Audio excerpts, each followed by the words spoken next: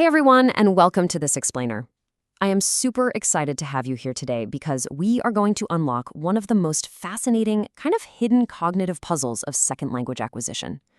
We're going to look at what actually happens inside your brain when you get hit with a massive wave of foreign vocabulary, and how educators have been trying, and, well, sometimes really struggling, to build the perfect teaching method around those mental mechanics. Okay, let's dive into this. Picture this. You're listening to someone speak a language you're actively trying to learn, and they use the word yesterday. Do you consciously keep listening for those tiny, subtle grammar cues at the ends of the verbs that tell you it's the past tense? Or does your brain just take a shortcut? Today, we're exploring the cognitive traps our brains totally unconsciously fall into when transiting a new language, and why those little mental shortcuts might actually be sabotaging your fluency. Here is our roadmap for today. We're going to cover 1. The input processing theory, 2. Overcoming mental processing traps, 3. Designing structured input, 4. The efficacy debate, and finally, 5. Academic critiques and flaws. Starting with Section 1, the input processing theory. To really get this, we need to look at a concept introduced by Dr. Bill Van Patten back in 1993 that completely revolutionized how researchers view language data processing in adults. But before we go any further, we really have to separate two very different concepts. First up is input processing, or IP. This is the dense academic theory describing the invisible mental strategies that you and I use to link a linguistic form with its actual meaning. Basically, it's what's happening inside your head. On the flip side, we have processing instruction, or PI. This is the pedagogical classroom tool. It's the specific teaching method educators designed to exploit that cognitive theory to help students learn better. So, theory on one side, practical classroom application on the other. Now, what's really interesting about this is Van Patten's theory suggests our brains come pre-wired with default mental strategies when processing a new language. Things like the Primacy Principle of Meaning, lexical preference, the First Noun Principle, and the Sentence Location Principle. But here is the catch. These default strategies actually lead us to engage in totally inaccurate or inappropriate processing. Essentially, our brains are being lazy. They prioritize quick meaning over accurate grammar, and they'll happily take the path of least cognitive resistance every single time.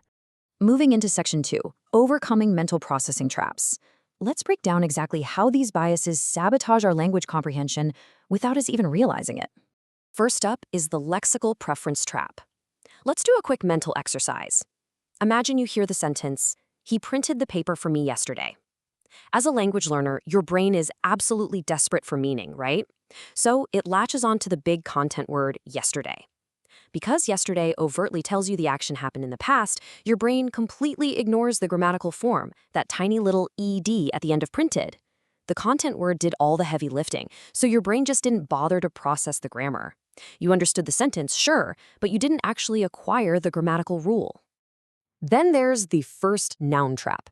Van Patten theorized that language learners tend to erroneously assign the very first noun phrase they hear as the agent, the doer of a sentence. So if you hear the passive sentence, "I was helped by her," your brain automatically translates it as the active, "I helped her." Obviously, this leads to massive confusion with passive structures. The only time learners bypass this trap naturally is when event probability forces the correct interpretation. Like if you hear, "The money was stolen by a thief," you know the money can't steal a thief, so logic just overwrites the bias. Let's move to Section 3, designing structured input. How do teachers actually combat these cognitive traps in a real classroom environment? This brings us to processing instruction and how structured input is actually designed. Drawing from the Diaries of a Mad World language teacher blog, here is the real-world step-by-step process a teacher uses. Step 1, you choose a single grammar point. Step 2, create a thematic context. 3, choose written or oral delivery. And 4, design a processing task. The entire goal here is to force students to make meaning of the words before they ever have to worry about forming or speaking those words themselves. But the real magic, it's in the sentence writing rules. Teachers must strictly strip away all context clues. You literally cannot put time markers like yesterday or tomorrow in your sentences. Why? Well, think about it. If you remove yesterday, the student's brain can no longer be lazy.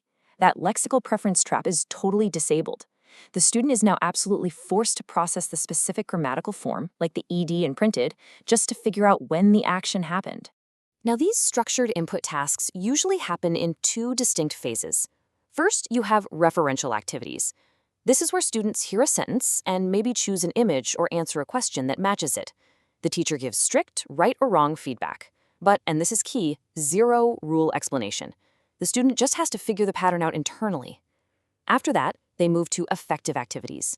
Here, students express opinions or beliefs based on sentences containing the target form, like saying I agree or I disagree, but they still aren't producing the target form themselves. These affective activities just reinforce the accurate processing strategies they established in that first phase. Which brings us to Section 4, the efficacy debate. Look, while this all sounds absolutely perfect in theory, you hack the brain, you bypass the traps, you learn the language, it's time for a bit of a reality check. The academic world is actually fiercely divided on whether this methodology translates to real skill development.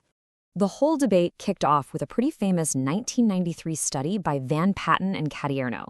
They compared traditional instruction, which focuses heavily on teaching explicit rules and making students practice output, against their brand new processing instruction. Their initial findings? They claimed that processing instruction significantly outperformed traditional instruction in both comprehension and production of the language. At the time, it seemed like a monumental breakthrough, a real game changer. But as we know, science relies on replication. And honestly, the replication landscape here is completely chaotic. Different researchers tested processing instruction against meaning-based output instruction, and the results were just wildly conflicting.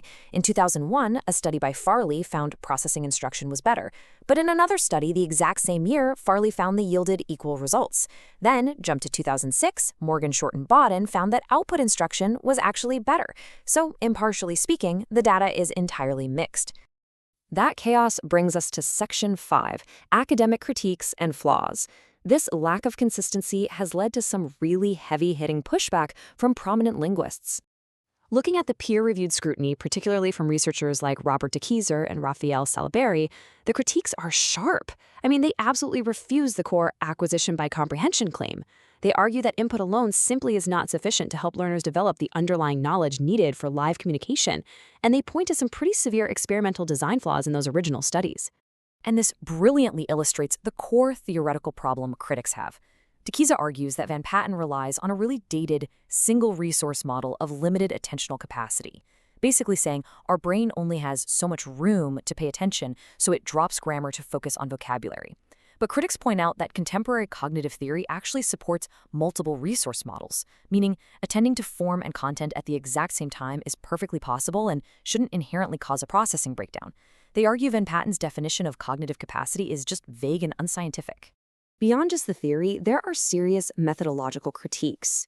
Researchers like Shintani note that in a lot of these studies, the final tests given to the students closely match the exact teaching materials used by the processing instruction groups. Obviously, that gives them a huge unfair advantage over the traditional groups.